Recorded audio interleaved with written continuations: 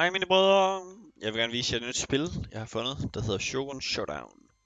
Det minder lidt om Slay the Spire og Into the Breach, hvis de øh, gik sammen. Spillet det er på tur, ligesom Into the Breach, og det er det man kalder tile buildings, eller det er lidt et deck builder, i den forstand at de der svær og pil dernede, det er det man kalder tiles. Så kan man se hvad de skader, og hver eneste tile har et special move, eller en enkelt ting den gør. Ligesom Into the Breach. Og så kan man se deres cooldown nede i bunden. Og de der prikker ovenover dem, det er opgraderinger, man kan putte på dem. Så de kan blive bedre. Og så går det ellers ud på at nakke en masse fjender på sådan turbaseret. Så det viser jeg lige med hende her, The Wanderer. Og så kan I se, at hendes special ability, du kan swappe med fjender foran hende. Så lad os prøve at gøre det. Bamboo Grove. Så der kommer en gut her, han har 3 liv. Jeg har lagt mine actions i kø, så den nederste, sker før den første. Men sværene rammer lige ved siden af, så jeg venter en tur. Så kommer han hen til mig. Så slår jeg ham og sniper ham. Det er jo det. Så kan I se, at så er mine ting på cooldown hernede i bunden. Den har 3 og 5 henholdsvis. Så jeg venter. Jeg bruger nogle ture, og det kan man også bare gøre ved at hoppe lidt rundt. Så er den klar. Jeg bruger en tur på at samle den op. Gutten hvor ved siden af han vil flytte sig, så jeg hopper hen til ham og slapper ham. Og nu er det tid. Nu skal I bare se løjer. Nu kommer de fra begge sider. Og jeg vil egentlig kun bruge sværdet, så jeg piller pilen væk igen. Fordi se, når de kommer hen, så kan jeg lige sige slam.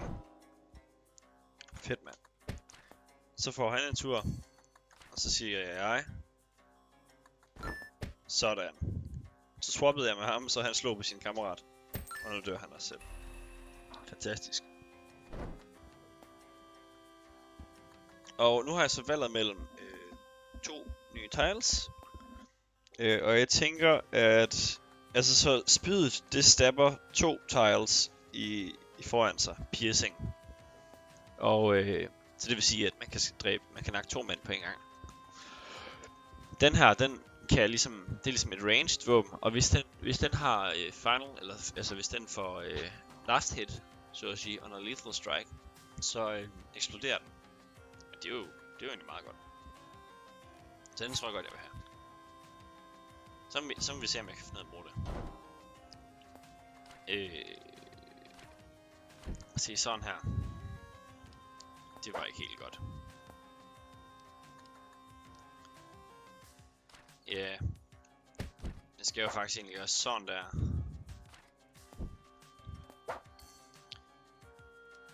Ja, nu vil jeg gerne vise jer den her. Se, så den her, den har lethal på ham den første.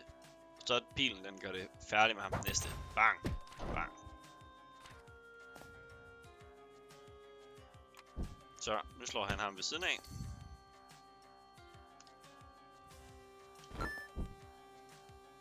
Og jeg bruger double slap på siden. Han prøver at slå mig. Jeg hopper væk. Jeg sniper ham.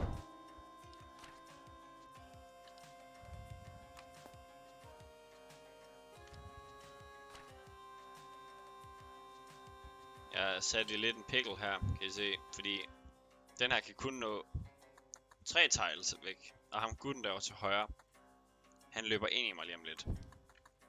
Og ham og gutten, han vil nu slå på mig. Så hvad skal jeg gøre?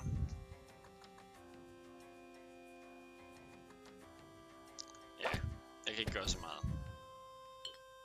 Jeg bliver nødt til at tage et slag. Så jeg snapper ham, fordi han var nederen.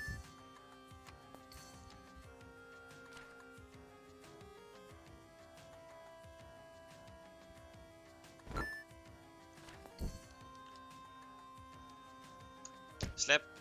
Slap. Slap.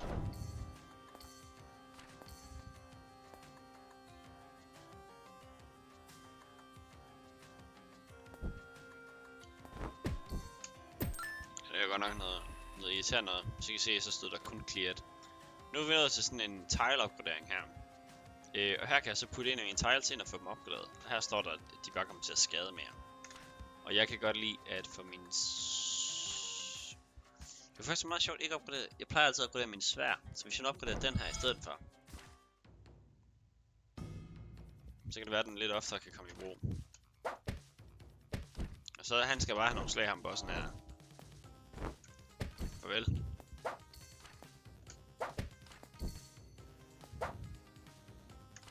Så han løber og slår hårdt. Nu løber han, og så slår han. Det gider jeg ikke have, så han må slå derover.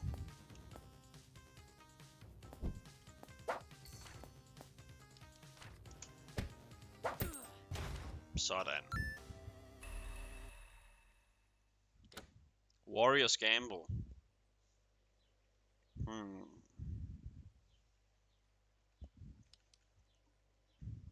Jeg tror jeg reroll den der. Jeg vil gerne have noget andet. Så jeg vil gerne have, jeg får bare damage nu. Og damage det er også pissegodt. Jeg tror jeg skal have den opgraderet. Det er virkelig godt at kunne gøre meget skade rundt om sig. Nå, nu har vi to shop muligheder. Der er en dancer shop, og der er en guarding shop. Det er ikoner til hovedet, ikke? Skjold det er guarding, og fod det er dancer. Og så er der ligesom den der tile opgradering fra før. Der er en damage tile opgradering, og der er sacrifice tile. Og det er ikke en opgradering, det er at man fjerner et tile og får en masse penge.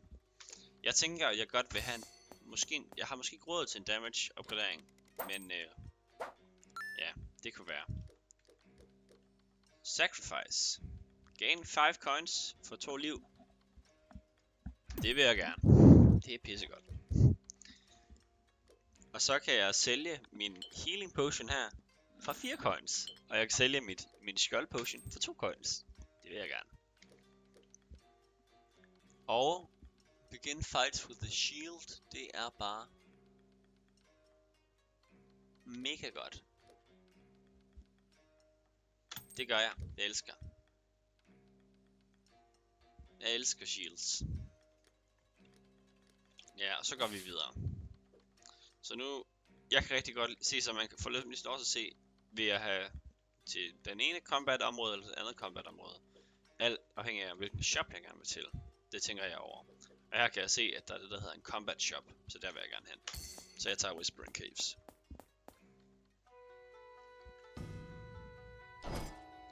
Combo shop.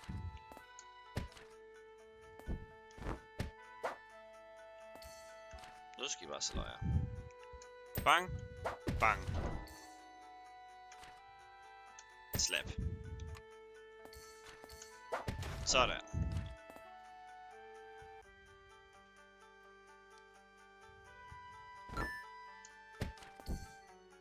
Så nu slår han mig, men jeg har et skjold, så jeg kan bare slappe ham. Fedt, mand.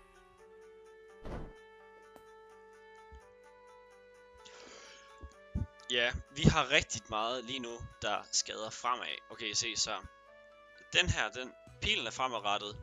Den her Blazing Susei, den er fremadrettet. Og den her Swirl, den er til begge sider, men kun en tile. Den her, den er Strike that seller distance 2 ahead. Men det er jo lidt det samme som min Blazing Susei, den gør. Og som min Arrow, den gør. Så jeg er faktisk måske lidt mere på. Men selvfølgelig, den her, den skader meget, og det er selvfølgelig ret godt. Så jeg har ombestemt mig. Så jeg tænker lidt på ham her gutten nu, som sådan en, der kan slå ret hårdt.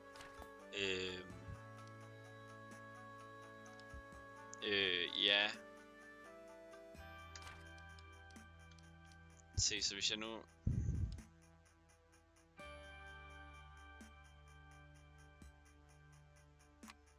Se, ja, lige præcis. Nu kommer de hen til mig. Og så siger jeg, slap dem ved siden af. Skyd en pil på ham længst væk, og så stør han til Flaming Susei.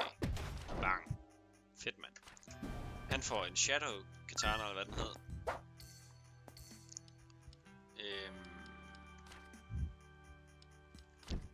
Og ja, han dør så sådan der. Og han dør så den der.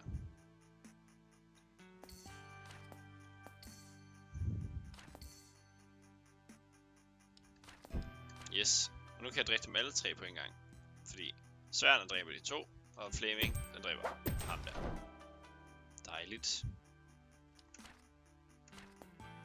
Hvis jeg hopper et tile tilbage, så kan den her slå på ham den første.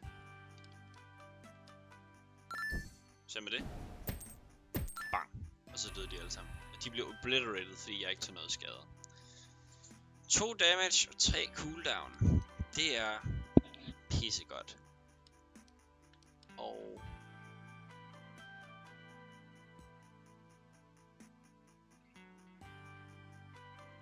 jeg tror, det er den her, der skal have den. Det vil jeg godt give et skud, at det er ham, den her, den bare får lov til at slå flæk igennem. Og så han vil stabby også nu. Så nu giver jeg ham bare en på noget gokken. Han skal bare have nogle tæver ham her.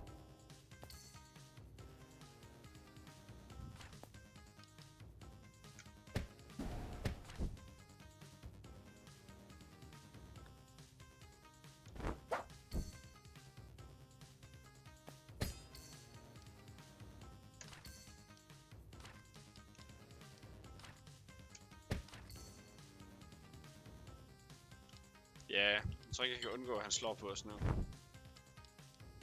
Nej, det kan jeg ikke. Det var godt, så længe det var. Ej, fuck, hvorfor gjorde jeg det? Stopper. Nu kommer jeg til at flaming sushi os selv. Det var en herlig oplevelse. Så vi tog 2 skade. Nå, vi har ikke så meget liv tilbage. Men det kan være, at vi kan ændre det på det med den her. Triple combo heal. Heal 1 HP when executing a triple combo. 3 gutter i en tur. Den er skide god. Den kan jeg rigtig godt lide. Så sætter vi nogle...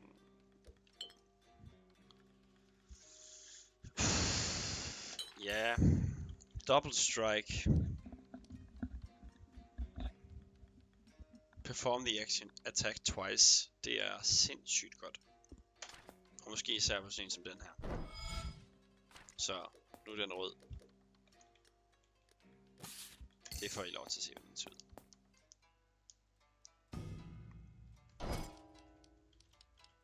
Ja.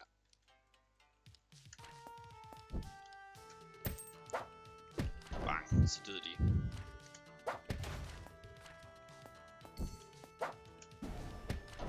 Okay.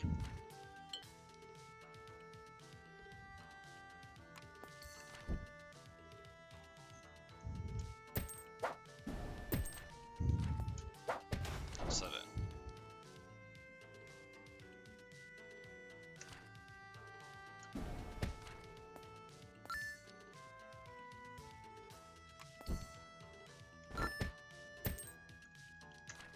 Ja, så gør vi sådan der.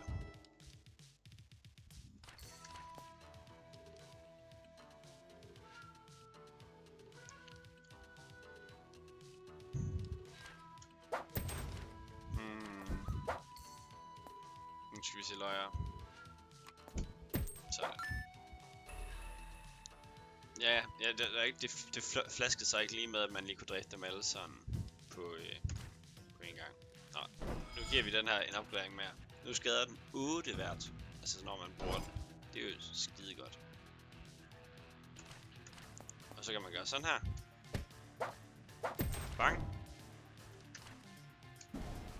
Jamen, gutten han tager en smule skade. Og pilen dræber den første, han har 2 lidt tilbage. Katanaen, eller hvad er det egentlig? Shadow Kammer.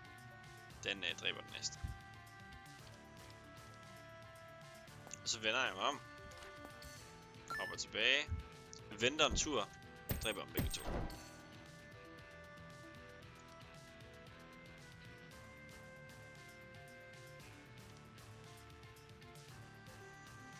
Ja, her fik jeg en idé. Jeg gør sådan her.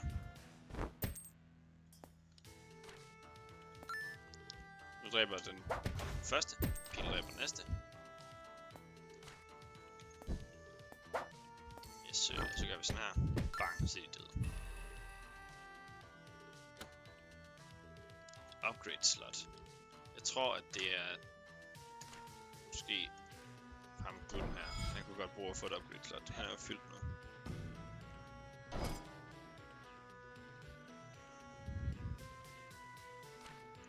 Se, nu kan vi dræbe. Se, så ham her. Den røde, den slår den gutten til venstre ihjel. Blazing Susei, den slår ham til højre ihjel.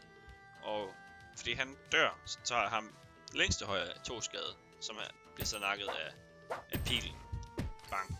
Jeg dræbte 3 på en tur, det vil sige, at jeg fik liv tilbage. Det var jo fantastisk. Sådan.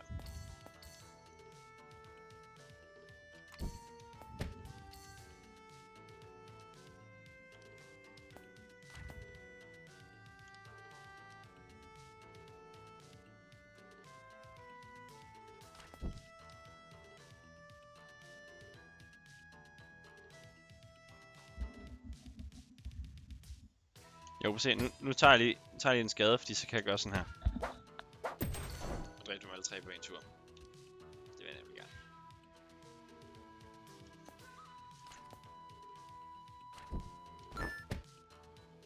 Okay. Nu prøver han at slå mig.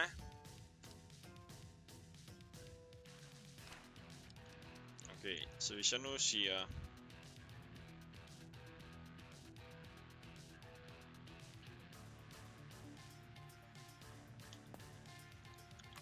Ja, nu prøver han at slå mig. Bang, okay, se her. Det var en fejl.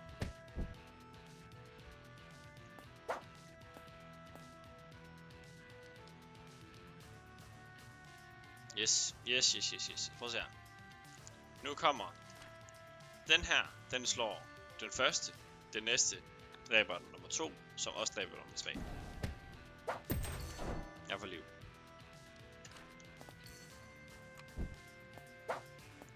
Han hopper tilbage. Jeg swapper med ham. Dræber dem.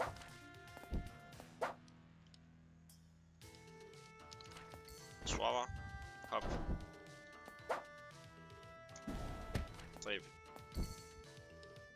Flyt dig.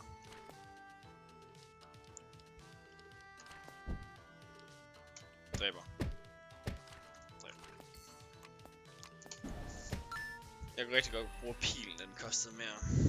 Eller den skadede mere. Så det tror jeg gør. Fordi mange gange så skal jeg lige snipe ind, og så har han ikke 2 liv tilbage, han har 3 liv tilbage for eksempel. Så det var bare lige at...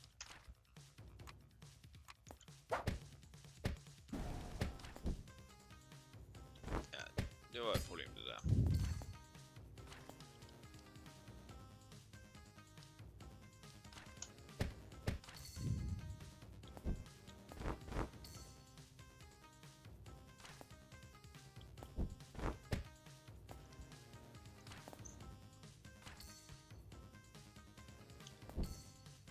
Nu dør de.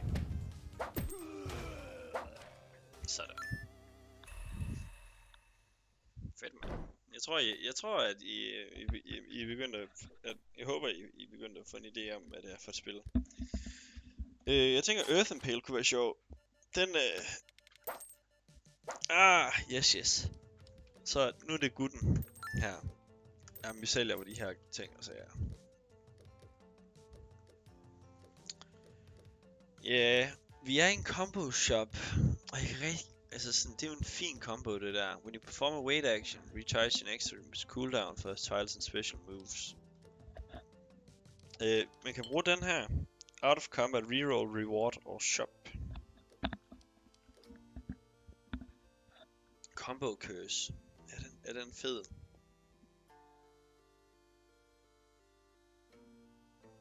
Ja, den er ret sjov. Jeg kan godt lide.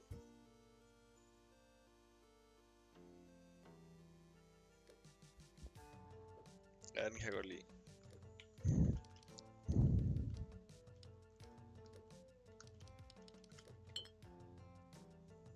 Ja, jeg har ikke så mange penge at gøre med, så jeg tror bare, at jeg kan gå videre måske. Jeg ved ikke, om jeg bare tænker, at jeg skal...